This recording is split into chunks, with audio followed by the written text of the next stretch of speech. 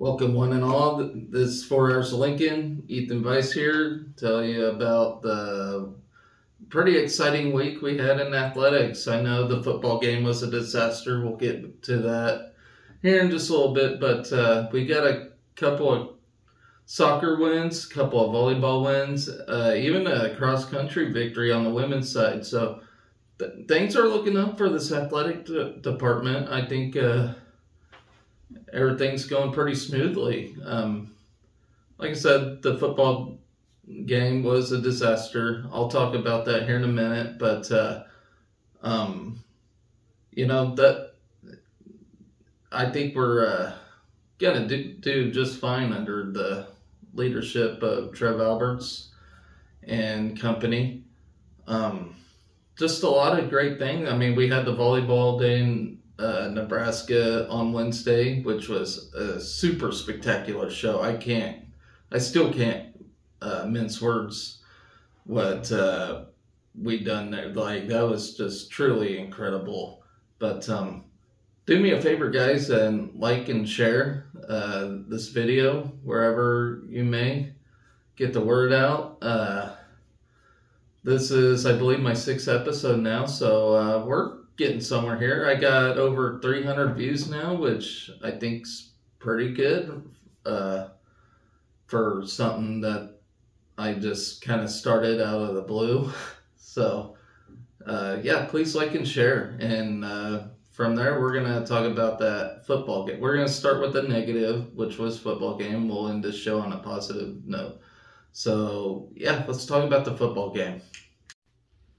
So I just want to break down the Minnesota game first, and then I'll talk about the positives and negatives. So first quarter, we kicked it off to Minnesota, and on their first drive, they had 9 plays for 28 yards.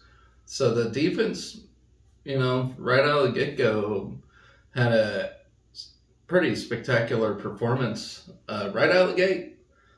Then we get the ball. We drove down the field for 32 yards, and then Minnesota, we punted it off to them, and I think that was the punt where we pinned them. Let me see. Okay, yeah, that's the punt where we pinned them down to the 7-yard line. So that was a first sign of great special teams right there. Actually, the first sign was the kickoff itself. I mean, we only allowed the runner to, let me see here. So a 62-yard kick. So we allowed Minnesota's Reading to return for 16 yards. So that was, you know, right out of get-go. How many Scott Frost special teams have we seen just absolutely blow things? You know, right there. I mean, and this was all night too. Like, special teams played great all night. So that's one thing I can take away from this team, from just this Saturday to all last year. We bombed special teams. We sucked. And that cost us a lot of games itself. So that's one positive thing I can say, is our special teams improved a lot. So that second Minnesota possession, they so they drove down 67 yards on 13 plays, which was one of our worst defensive performances of the night. But I think they were shaking things off, you know. I mean, first game of the season, it's not going to be perfect. But that's when Minnesota kicked the field goal. It was 3-0 at this point. So then they kick it off to us. Again, 7 plays for 33 yards. We didn't move the ball much at all. Actually, Jeff sent, that's the drive where we got picked off by Minnesota. So that was the first of the issues of the night, is a turnover. So then Minnesota starts on their own 26 after that interception. And this is where our problem started, was the penalties. On the defensive side, anyway. This is the drive where, who was it? Yeah, Luke Reimer was clapping at one of the D linemen. I can't remember his name, but he's trying to get his attention. He's clapping, and we got a penalty on that for disconcerting signals or whatever you call it, which I think is total BS. I don't know how many teams I've seen actually do shit like that. They don't get called for it. I was watching the Florida State game last night, and there's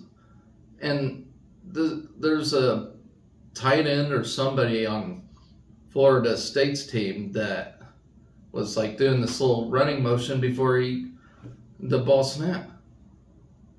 In high school, I got a penalty for for flinching. When I played running back, I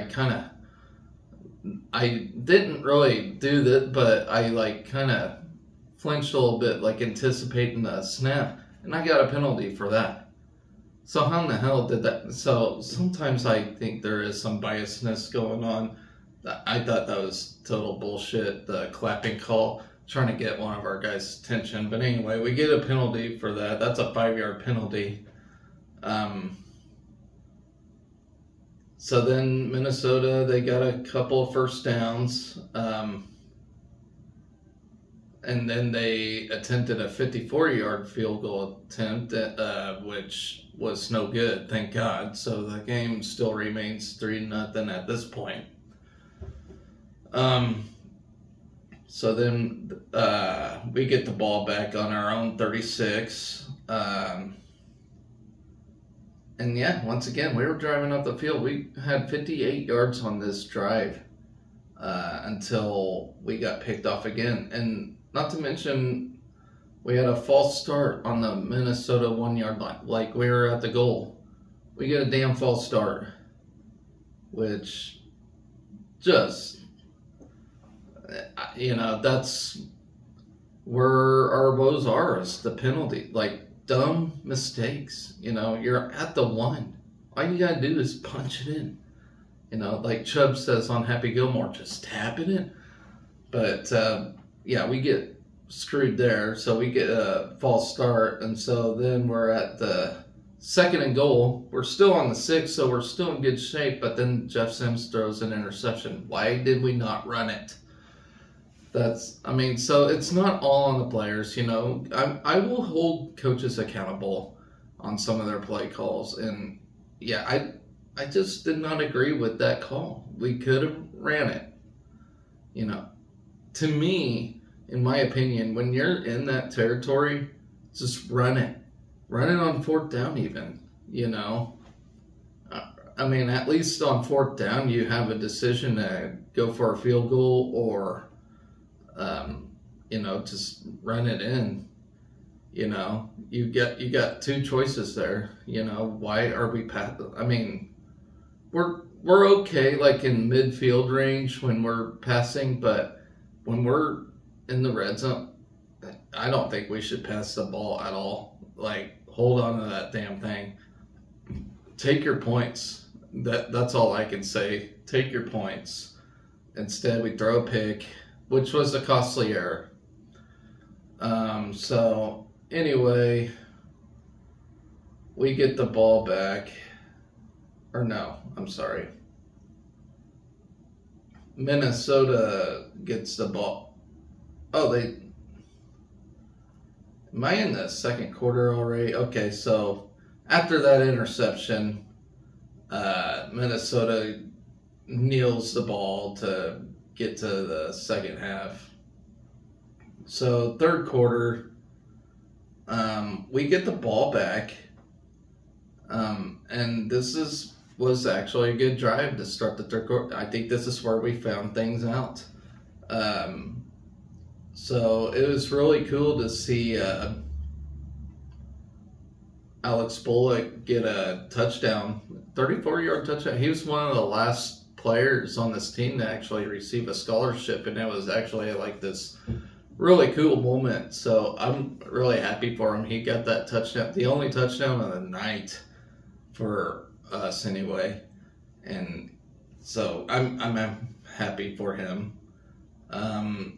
So that this is after that we kicked it off to Minnesota again. We only allowed them to get 4 yards that whole drive, which was really spectacular.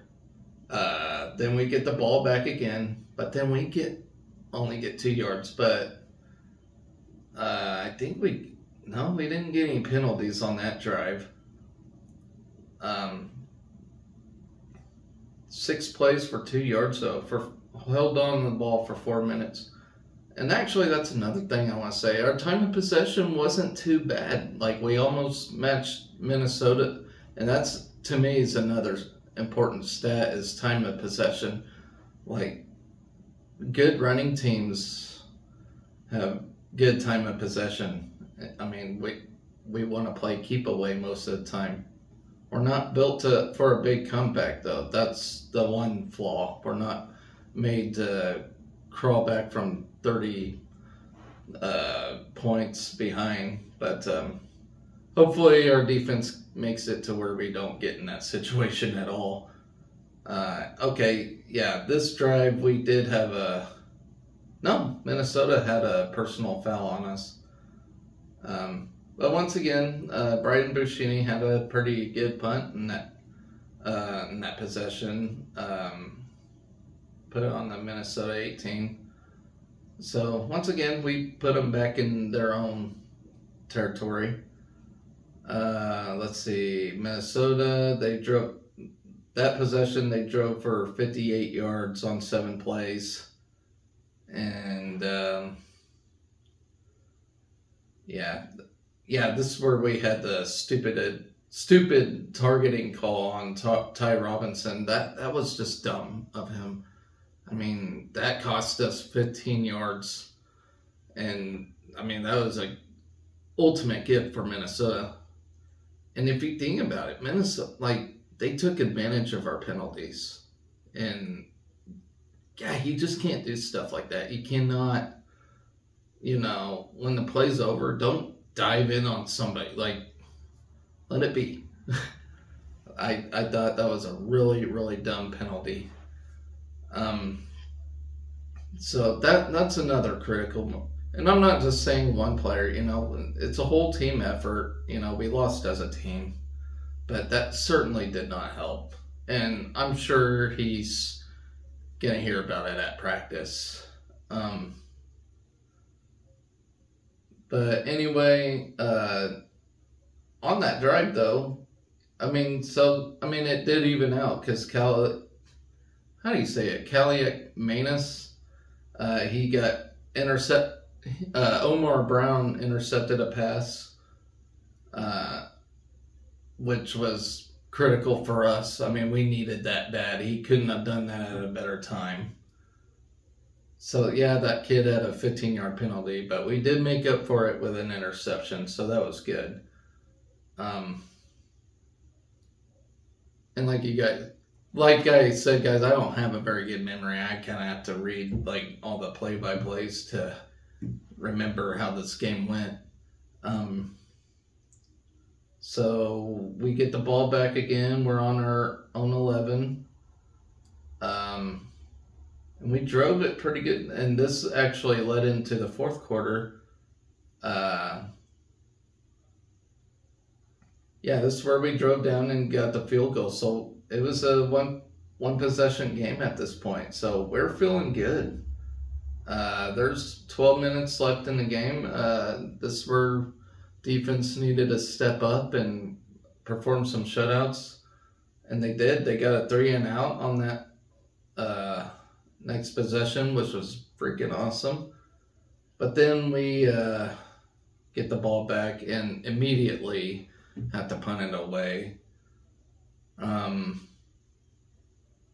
So Minnesota gets the ball back quickly with 11 minutes left. So that one possession, if we could have just got a first down, milked the clock more, I think it would have been a different ball game. But yeah, immediately we punted away.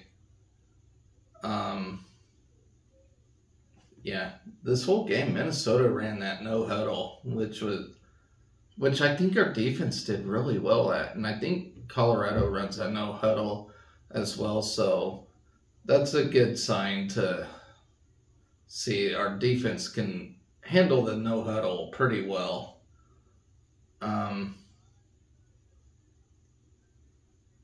So yeah, they only drove for 14 yards on this possession. So and it milked a lot of time too, like 4 minutes. So that was good performance by defense. Let's see, Nebraska drive starts at 7 minutes.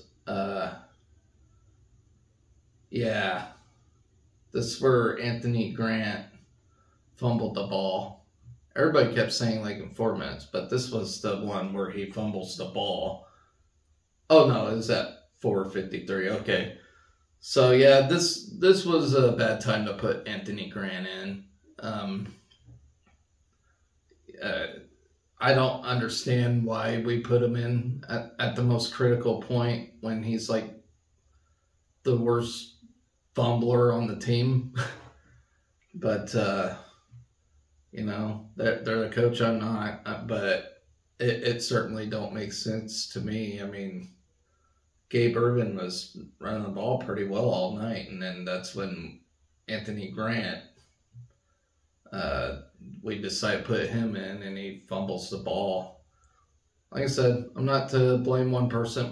I mean, there's several critical moments where we should have done things, and we just didn't. So this is when,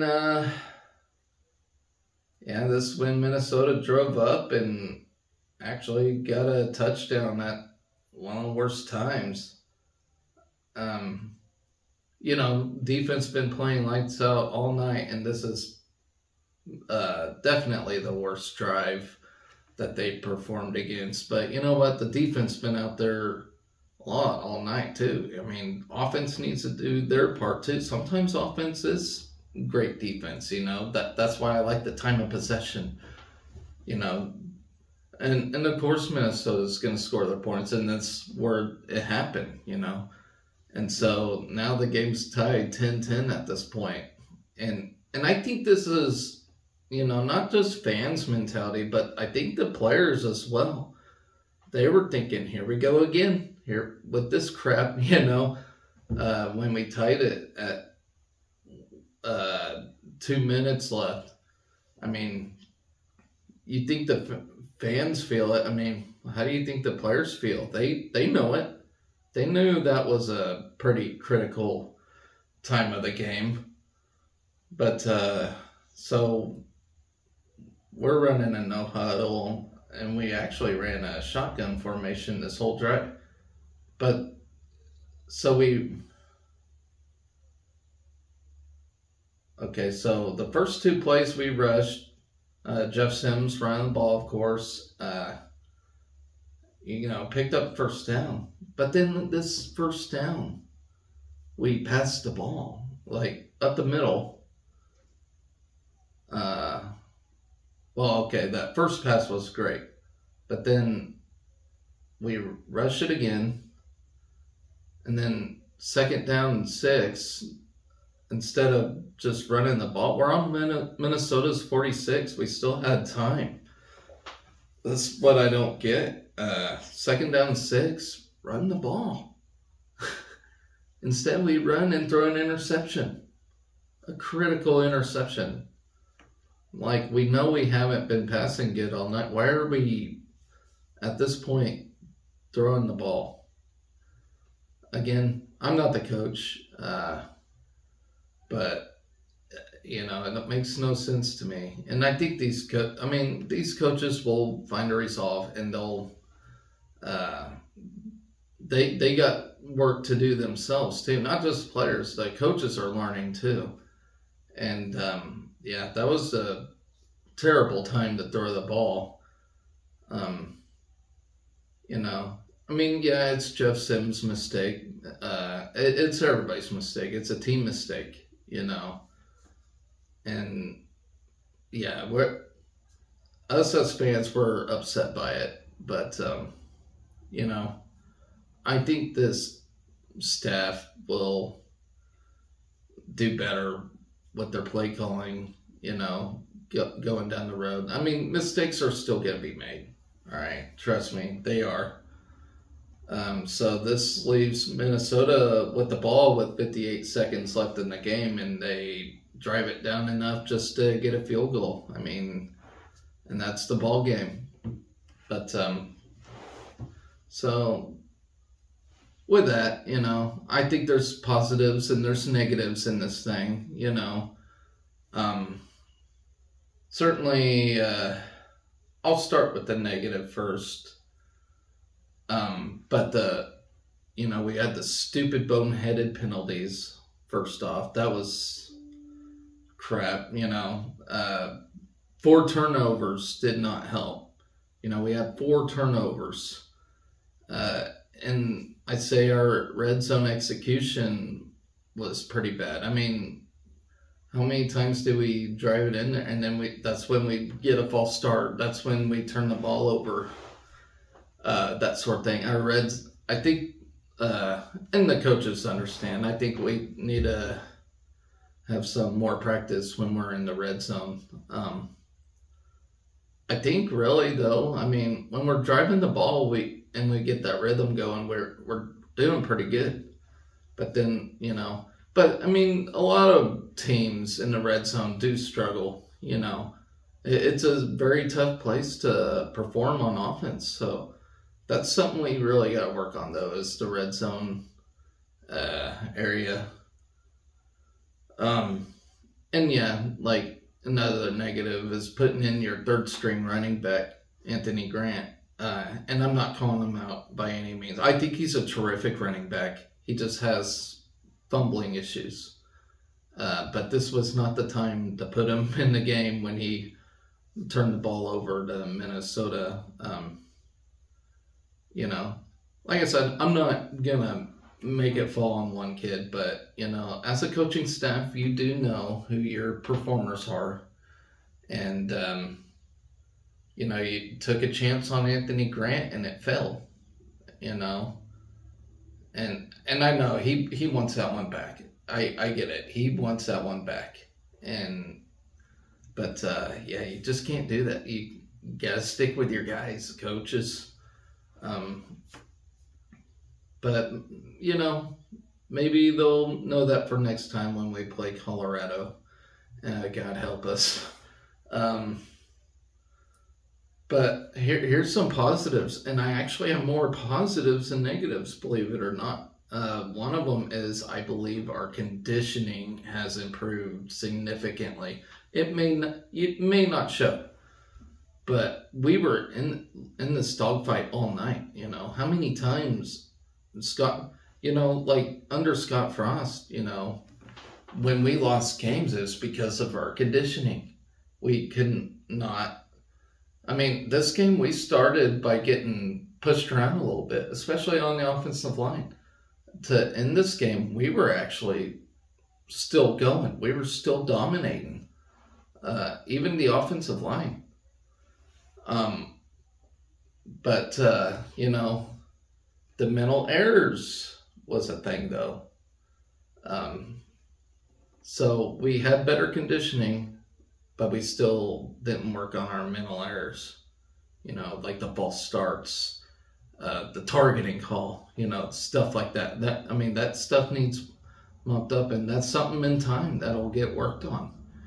And I believe Matt Rule will do a good job fixing those things. But yeah, we had some really critical mental errors, but conditioning, it was fantastic. I think we're getting some good dogfights later down the road, because I'll give credit to Corey Campbell. That if you haven't seen a picture of that guy, our strength and conditioning coach, he is a freaking beast. He is jacked. Like, if I want somebody to be my conditioning coach, that's the guy.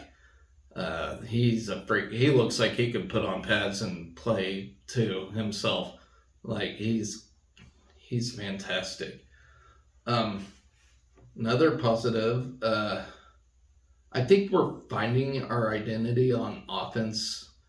I mean, it was sloppy, don't get me wrong. It was very sloppy, but I think we're establishing a run game. And I think it'll be effective later down the road. But and Jeff Sims certainly needs to work on his passing, you know. A good running team does have a good pass team in a sense too. But I think we're establishing a good run game. The offensive line, they're buying in. I can see it. Like I said, years past, and I hate going back to that, but I mean, I think bottom line, we've seen it. The offensive line is actually improved a little bit more, and I say a little bit, but I think, you know, later down the season, they're only gonna get better. But like I said, you know, to learn, you got to play the game. And sometimes learning is losing. But, I mean, it sucks. You know, you learn more from a loss than you do a win. And so, you know, that's probably another thing I'll take away is, you know, we got a loss early. So maybe we can learn early. You know, so, you know, guys, don't give up on this team, all right? It certainly sucks, to say the least, to see the same thing over and over and over and over, and that's just to drop the ball on a game, you know. But I think it's gonna get better. I really do. But there was one point in the game, I forgot to mention it, when Gabe Irvin, what I believe, scored a touchdown. That's when we were on the 1 yard line, I believe, and he rushed up and hit. It looked like hit the ball crossed the plane. His elbow like touched the ground right as so it counted. And then there's another angle where a Minnesota guy had his leg lifted up, so it wasn't down. His leg was not down, but the ref said they only had that one angle, so they couldn't turn it around, which is fine, I guess. But, you know, if you don't got that other angle where the guy had his leg lifted up, then you gotta work on your camera shit or whatever broadcast was. I mean, because that was clearly a touchdown. He should have had that. It should have been a 17-13 game. But, so he had it. So that's, you know, we held Minnesota to 55 rushing yards.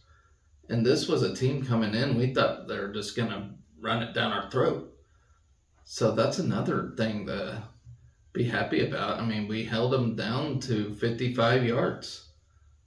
And like I said, the fact that this is the first game, you know, you ain't gonna be a national champion in your first game.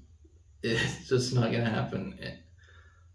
I mean, I know it's not Matt Rule's first rodeo, but with this team, it is. And the coaching in the Big Ten, and the guy's been out of college for 4 years, coaching at Carolina. So, you know, he's gonna have his hiccup. He went to coach pro at the time when college football was changing tremendously with the NIL, the transfer portal, all that stuff, even like the play calling and everything. You know, and he comes back, and I think he did fairly well. You know, and he's learning too. It's almost a whole new world to him again. You know, so like I said, guys, give the guy some time. And I get it. We're all frustrated, and I just want to be the mediator here and say it's going to be okay. You know, I did the mistake of scrolling through Facebook at times during the game, and I don't know how many nasty comments I've seen, like people already wanting him fired after this one game. Look, guys, it is first game. Bottom line, mistakes are going to be made. It's going to be made all year long. All right, we're going to make mistakes all year long. So don't fret. It's whatever at that point, So, but and like I get the frustration. I was frustrated. Everybody's frustrated. I always see a guy saying, "Well, this team sucks once again," and then you have another person bark back, "Well, you're not a real fan," and that goes on and on and on. And I just want to say, okay, we all have different reactions, all right? So just because the guy's complaining about the coaching staff, the team, whatever, doesn't mean he ain't a real fan, all right? I'll get that out of the way. But then on the other side, don't bark back at the guy that's, saying that too, Like, we're all frustrated. Nobody wants to lose. If you bleed Husker red, we don't want to lose. We don't want to lose, And yeah, I get frustrated too. I say things I probably shouldn't say, but, we're all in this together. This is one game. However, let's calm down. As a fan base, let's calm down. I want to win this game as bad as anybody. I want to win them all. I don't want to lose a game. I want to win them all too. I want to be a national champion every freaking year. That's what I would want. But that's not realistic. That don't happen. Mistakes are made. Football's a game of mistakes, and we just gotta correct them. So and fans too. We need to quit being shitty to each other. We all have an opinion, and I respect it. I have my share of words too. I say things. And blah blah blah. Bottom line is, we all want to win. Okay, we all want to win. None of us want to lose, especially in this fashion, and we're sick of it. I understand. I get it. I'm sick of it too. But coincidentally, we got a new staff trying to correct this, and it won't be corrected overnight. It just won't. Bottom line. So we do got a game against Colorado next week, and that's gonna, they just got off a big time win against TCU. I already see people saying, "Well, we're gonna get blown away." I don't see that. I think it's actually gonna be a close game. I think we're gonna have another Minnesota. To be honest, I think it'll come down the wire once again. Just kind of seeing things. For one, Colorado does not have a solid defense. I think we can push them around better than we did Minnesota. Well, yeah. So, they don't have a solid defense. I think we'll score more points. But then, our defense is going to struggle in this game against their offense. Colorado's got a pretty good offense. Who was it? Shadir threw for 512 yards or something like that against TCU. So that's one thing. Our backs and our safeties and corners, they're gonna have a hell of a time on their hands. Our rush defense does need work too. Yeah, I'm a little scared to go against their offense, to be quite honest. But we'll see what Matt Rowe can do. But it could be a high-scoring game. I don't know. It kind of depends on how our running game goes. I wouldn't really want to pass too much against this team. Because that's what they see in the Pac-12 all the time is passing. So they they got that down, and we're not very good at passing. But, maybe they have a weak run game. I don't know. Because that's all you see out of Colorado is passing. But like I said, guys, it'll be a dogfight next week. I think it'll be just like this week. It's gonna be close. It might go down to the last possession. I don't know. Or we could just get blown away. I don't know either. It's kind of hard to tell off of one game. It's kind of hard to tell where TCU's at.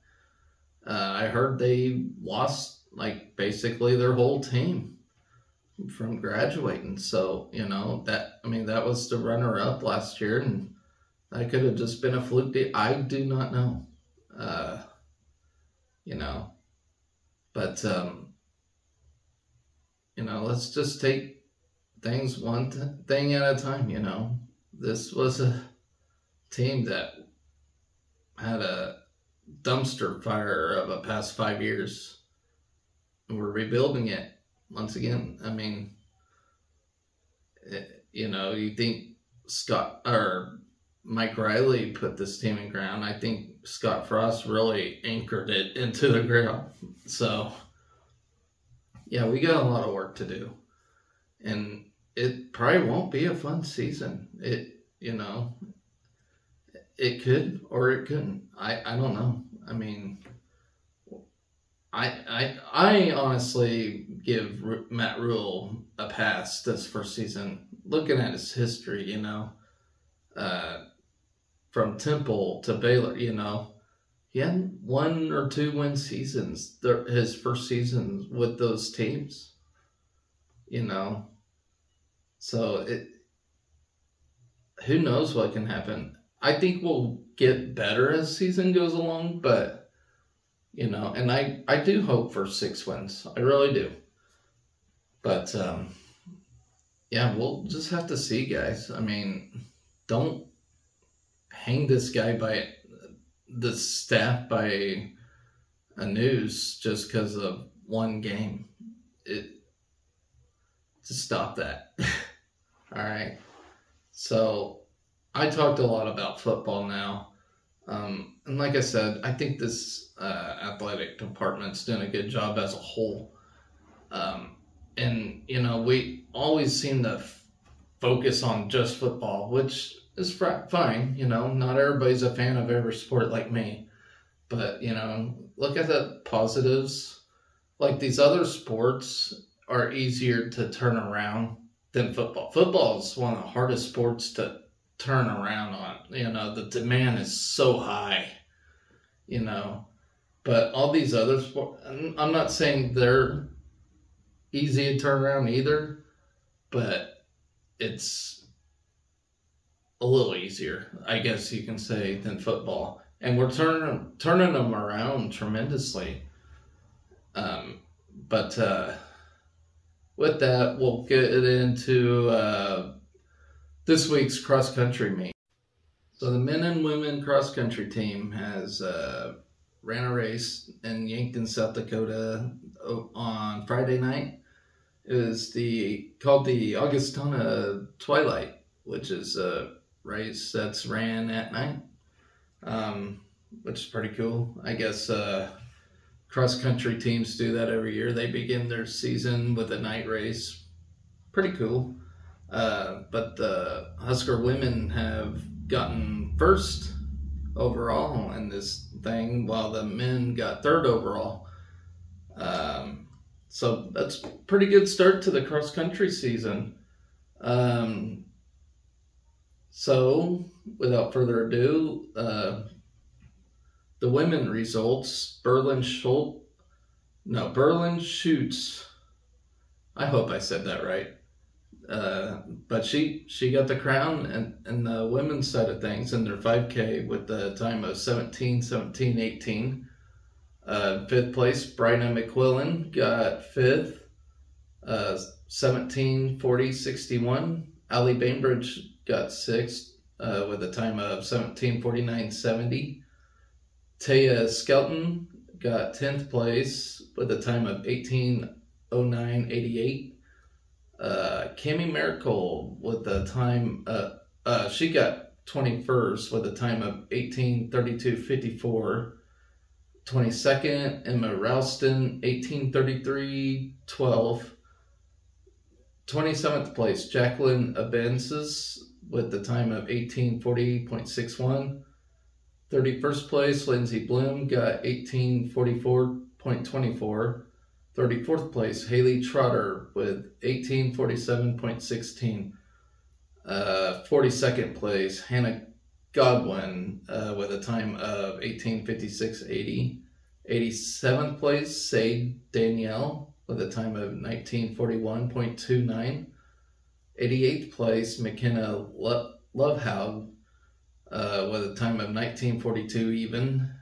153rd place, Lauren Blim with a time of 20:52.17. And 178th place was Caitlin Mullinax with a time of 21:12.55. So that's your women. On the men's side, our top finisher was Trevor Acton at 11th place. He got 19:47.06. 13th place, Cal Puskar, 19:49.15. 23rd place, Sam Kirchner with a time of 20:11.39. Joe Volkmer, 26th place. He got a time of 20:15.76. 27th place, we got Grant Wasserman with a time of 20:15.89. 37th place, Jerry Jorgensen with a time of 20:24.45. 49th place, Eric Carruthers with a time of 20:39.32. 66th place, Colby Erdkamp with a time of 20:54.29. And 104th place, Nolan Miller with the time of 21:23.49. So congratulations to the women and the men on their cross-country performance. Moving on to soccer. So our beloved soccer team has had games Thursday night and one on Sunday.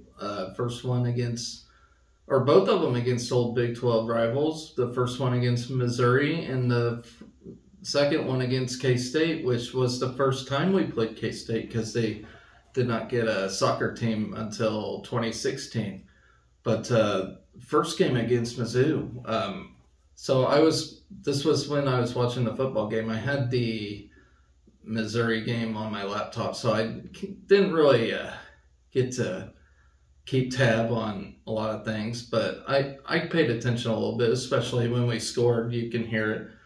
But so I took notes, like reading the stats and stuff, but the game started off with a bunch of team fouls. It looked like yellow card on Missouri even.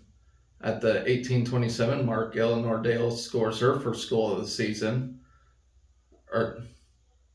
Oh, no, not her first goal. That was like her sixth goal of the season. I don't know why I wrote down first goal of the season, but that was her sixth goal of the season at that point. After the first goal of the night, not a lot happened throughout the rest of the half other than a lot of fouls called on Nebraska and Missouri, making a bunch of substitutions as well. Kama Carpenter and Sarah Weber both take shots, but ultimately the first half ends at 1-0. Then the second half of that game, 3 minutes in, Florence Belzile scores her second goal of the year with an assist by Abby Schwartz. More fouls between Nebraska and Missouri. Sarah Weber's take a shot. Then at the 52:29 mark, Eleanor Dale makes goal number... Oh, that'd be her fifth goal of the year. Okay. So the last one was fourth goal. Okay. Sarah Weber and Florence Belzile later take some shots. Nebraska later has a couple of fouls in the 73-minute mark of the Huskers take a corner kick which results in a goal by Nicola Hawk. I can't ever get that right. Hawk or Hauk. helped by Sadie Waite and Florence Belzile. 7 minutes later, Kama Carpenter, the in-town product, scores her first official goal of the season. She had one in an exhibition earlier this year, so congratulations to her. First goal of the season. Samantha Corey helped with assist with that. After the goal, with 15 minutes left in the game, the two teams scramble around till the end of regulation. So, big win against Missouri, against a pretty decent Missouri team even. So with that, on last night we played K-State, and I didn't really write down the game play-by-play on that, but my gosh, it was the Eleanor Dale show.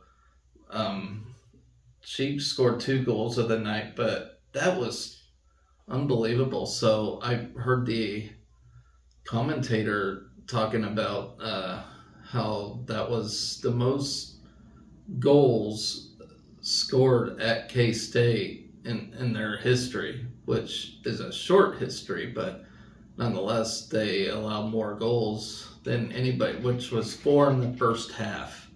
So, and 2 of them were by Eleanor Dale. That was truly unbelievable.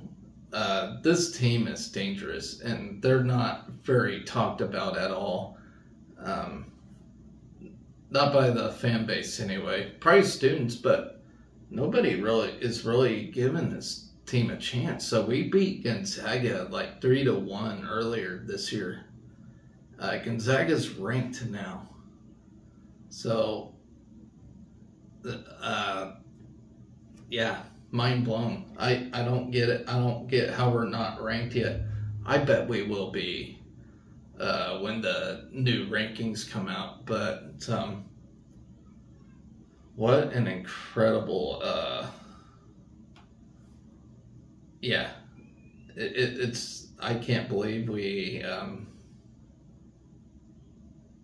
did that. So K-State came into the game with the fewest goals allowed in the Big 12, and I think it was only like 1 or 2 maybe.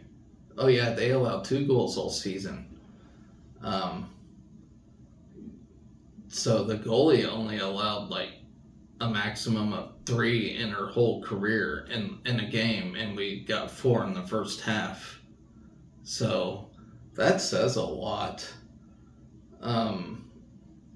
And like I mentioned, most goals scored at K-State in K-State history. So look out, this Nebraska team is freaking tough. I can't say it enough. This is, other than volleyball, I'm really excited for soccer. They're gonna go places. I think the Big Ten got them ranked really low. They were picked to finish 6th in the Big Ten, which I told you guys earlier. I don't think that's gonna happen. I think we're gonna make the championship game, and I don't know. I may be eating my words here, but the way we've been playing has been nothing but spectacular. I mean, we're making waves. I think they said we scored like 18 goals in 3 games or something like that. That's insane. That's like almost a whole season's worth. And we're only like approaching game 6 now. So I'm freaking stoked for this team.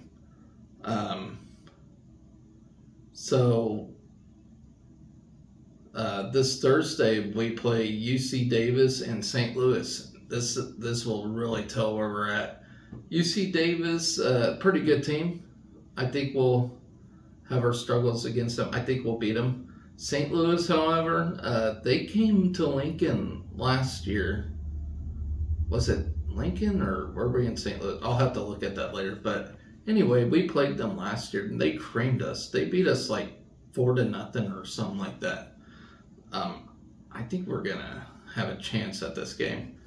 And if we win both those games, guys, I don't know how we're not gonna be like nationally hyped. But you know, nobody watches women's soccer but me. So what do I know? But I'm telling you guys right now, this soccer team's dangerous. They're going to win a lot of games this year. They're going to make the NCAA tournament. I possibly think they can win the Big Ten this year.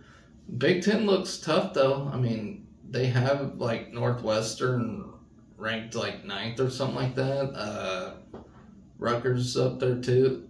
So, I mean, Big Ten won't be no cupcake either. I mean, it'll be a tough Big Ten season, so it's really good to get these conference games won to kind of to help build a resume. But yeah, it'll be a rough Big Ten season for sure. But you know, I don't know. This team's on a mission, and the commentators were talking about our aggression. Like, we did not stop all game. Like, you want to talk about speed and aggression? Like, we have it all. This team they're really fun to watch, and I hope you guys actually catch a game and know what I'm talking about. This team is spectacular, and I've been waiting for them all off season because I knew they're going to be special, and they really are. They're a special group of ladies. And earlier in the year, we tied Creighton in a game to start the season off, and it's like, but then, you know, I see, like, the teams Creighton playing and winning against. Actually, Missouri beat Creighton. We turn around and crush Missouri. So we're on a mission. And, you know, and these girls are just, especially Eleanor Dale, she is a monster. Like, I don't think anybody in the nation wants to play us right now. I really don't. I think we're going to put some fear into people. I mean, our offensive plays great. Our defensive plays spectacular. Like, everything. This team does not stop. I mean, when a team kicks a ball somewhere, you know, we're right there for, like, we are unstoppable right now. And I think the past, let me look it up. Let me look this up real quick, guys. Crazy stat. Maybe. Sometimes my stuff don't want to cooperate with me very well. Okay, here we go. Where are you at? My gosh. Okay. So, this whole season, we've allowed 4 goals.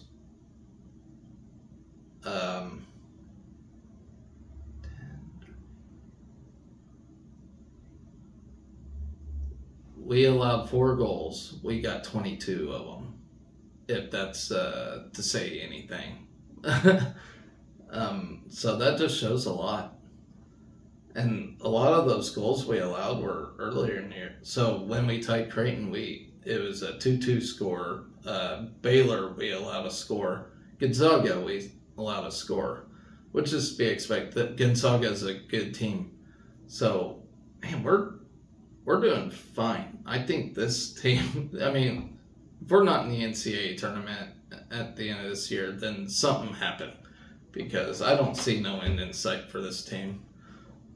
So I'm here to hype you guys up for this women's soccer team, because I'm telling you guys, you won't believe me till you actually see it. This team's for real. But with that, let's finally talk about volleyball. So, yeah, everybody in the nation knows how special Wednesday night was when we had the world record for most, like, highest attended women's sporting event, which was at 92,003, which was just an incredible atmosphere. I still don't have words for it. Like, it was awesome. You know, how that thing just, like, I don't even remember the game against Omaha, you know. I just remember it was like a true spectacle. It was like a rock concert, it was like an Iron Maiden show or something. It was so freaking cool. But not just a historic night for the Huskers, but for women's sports in general, volleyball.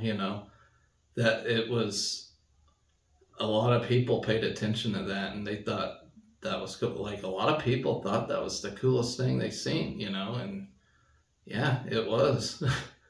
And only we pulled that off, Now I know Iowa's trying to do it with their basketball. OU's trying to do it with their softball now. Like, ever since we announced this thing, people are like, oh, no, we need to try it, But I don't think they can do it like us. Good luck. Good luck with your basketball team, Iowa.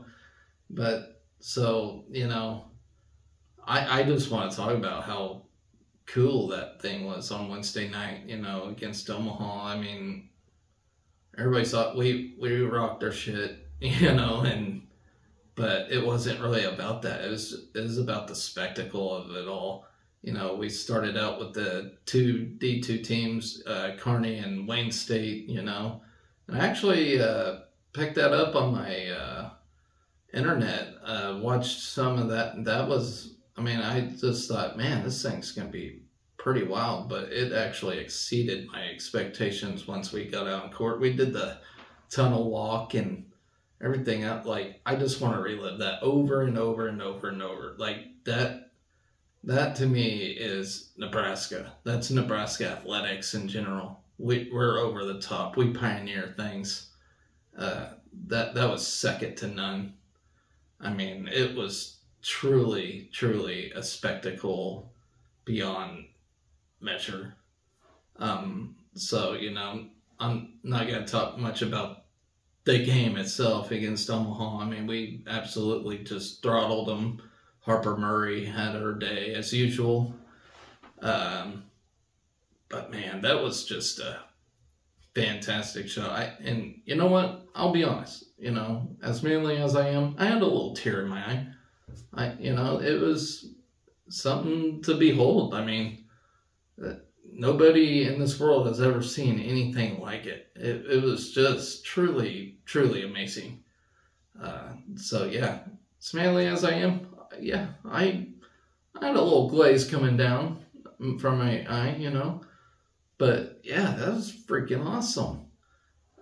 So yeah, congrats to the staff and everybody involved making it happen. Like, that was not easy, and it happened to be at the right time. Like, it could not have been more perfect. The football team was away, so we didn't have, and they're away for 2 weeks even, so we had more than enough time to actually break it down and get it ready for football. But then, the weather cooperated very well for that. Everything just laid out perfectly for that night. And yeah, that was truly something to behold. So we swept Omaha in that game, which was expected. But then Sunday came, and we traveled to Manhattan. And I'm kicking myself in the teeth because I only live like an hour and a half from Manhattan. So it's not like I couldn't have went to the volleyball and then soccer games right afterwards. I really wish I went, but I didn't. I kind of just wanted to stay home for the Labor Day weekend, I guess. But anyway, so we played K-State last night. Yesterday evening, I guess you can say. Swept them. Can't really mince words on that. K-State's a lot better than that sweep we did on. I don't think K-State played their best. I don't think we necessarily played our best either, but K-State did have a rough time. They had like 25 errors or something like that. I don't think that showed like how good of a team they really are. I think they'll be in the postseason for sure. I mean, if not win the Big 12 even. I mean, they're a good volleyball team, and I respect them. I respect K-State athletics a lot, actually.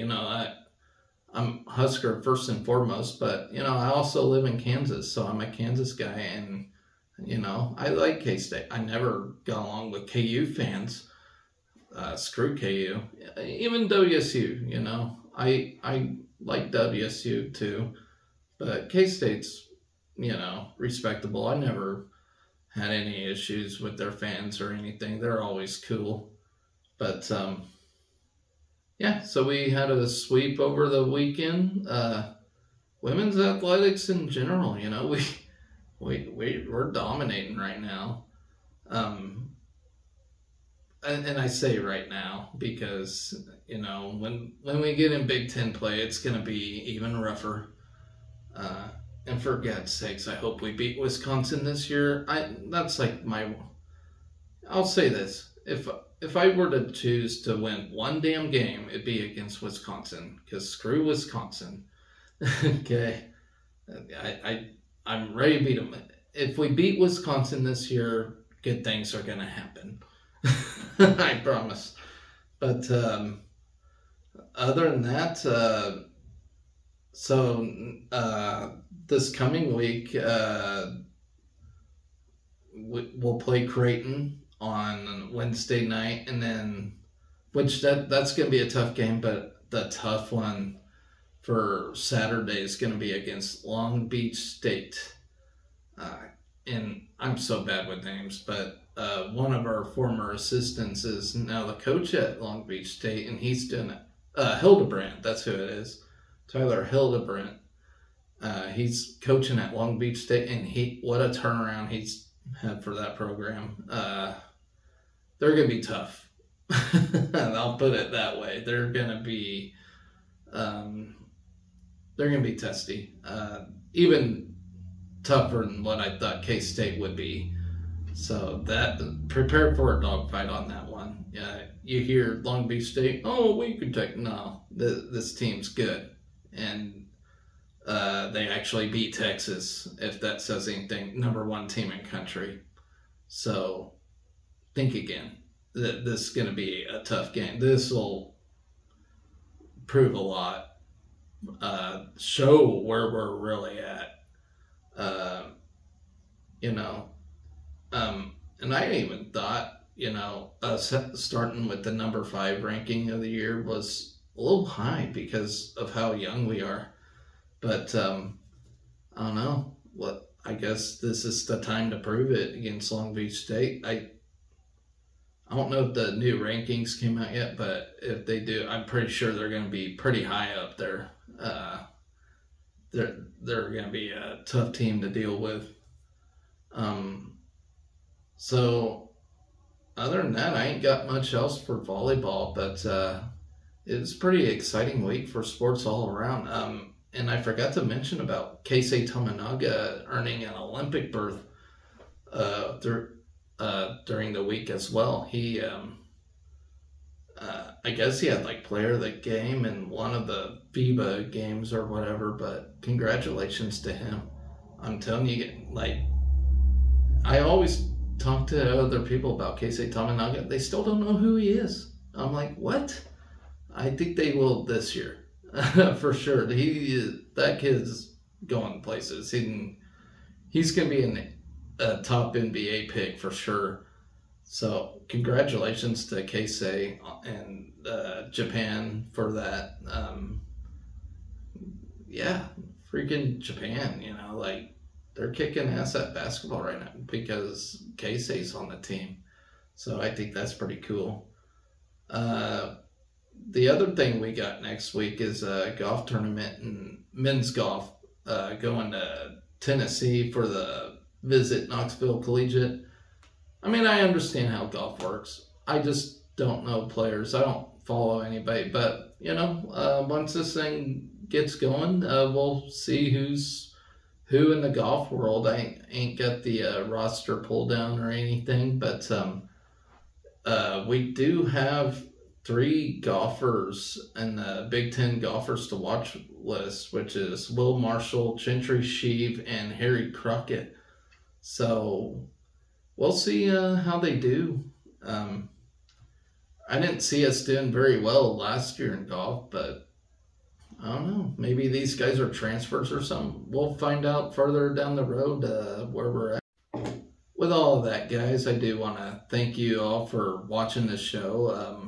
I hope you all had a great weekend, or have a great Labor Day weekend. And yeah, thank you guys for watching the show. Like I said earlier, I'm over 300 viewers now, 19 subscribers. So if you want to do me a favor, subscribe, like, share, spread the word around. See where this show goes. This, like I said, this is my 6th show. I think I'm getting a little more comfortable with this thing. Like I said, I'm not a broadcaster. I'm not anything like that. I'm just a guy that's a fan. I like to talk to other Husker fans, interact. And maybe one of these days I'll do live shows instead of just posting videos. I want to get to where can do live shows, but I want to make sure I have a fan base first before I do that. I think it would be easier on me, first off, to actually interact with people, you know, instead of just me sitting here yakking. But maybe we'll get to that point. But for now, I'm just uploading videos talking about the week, how it went, and everything else. But I ain't got much else after that. Like I said, it was an exciting week, minus the football debacle we had. But I still want to just say, guys, you know, be patient with that. I know we've heard it for the past 20 years. I get it. Everybody's frustrated. Everybody's mad. But, you know, at the same time, you know, recruits probably do watch things like this. They do look at your comments and stuff. They probably shouldn't, but they do. And, you know, don't drag these players down, you know, first and foremost. And, you know, especially after the first game, don't talk about the staff the way you do, you know, already calling for their head and stuff. You know, you get rid of Matt Rule now. Who are you going to get? You know, who are you going to get now? You know, who's going to turn this thing around overnight? Nobody can. Nobody can turn this thing around overnight. So, football fans, please be patient. I know, it sucks. I've been waiting since 1999, all right, to win something in football. I get it. I get the frustration. I'm frustrated too. We all are, but we're all in this together. Okay, so, and I get, you can have your opinion.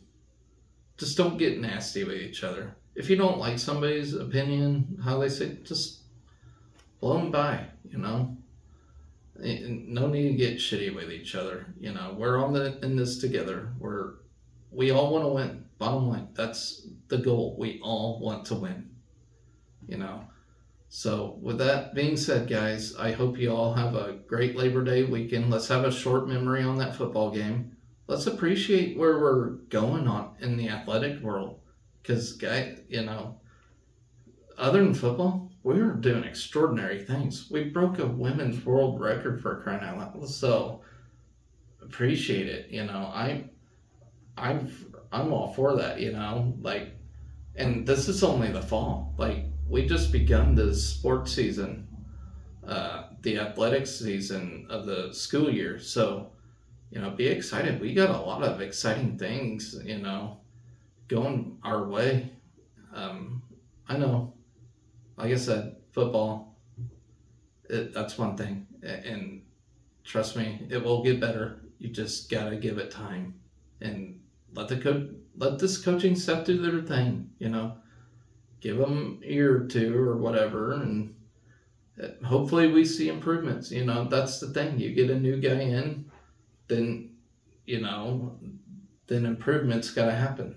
And certainly, and I already seen great things, you know, so I get it. You know, I'll probably have somebody on here going, well, you know, it's the same shit every day. You know, I get it. But, you know, what can you say after one game with a new staff? What can you say? You know, that's going to happen. Mistakes are going to happen.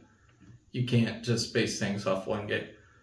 You know, this is Matt Rule. That was Scott Frost. So we now gotta let Matt Rule do his thing and get better and better and better. You know, I get it. It sucks. There's some stupid play calls, some stupid boneheaded mistakes. I get it, and it sucks. But you got to give him a pass this first year. You really do. You got to give him a pass. You got to let him get more of his guys in. That's all I can say. So, like I said, you know, we got other sports doing great things right now. I get it. You probably don't like soccer. You probably don't like volleyball. You probably don't like cross country. But you know what? These things add up, you know, and you know, with great athletics comes great things, you know. So don't hang your head. All right. This is truly. Anyway, guys, I hope you enjoyed the show. Please like, share, and comment. Spread the word around. Go Big Red. Let's beat Colorado.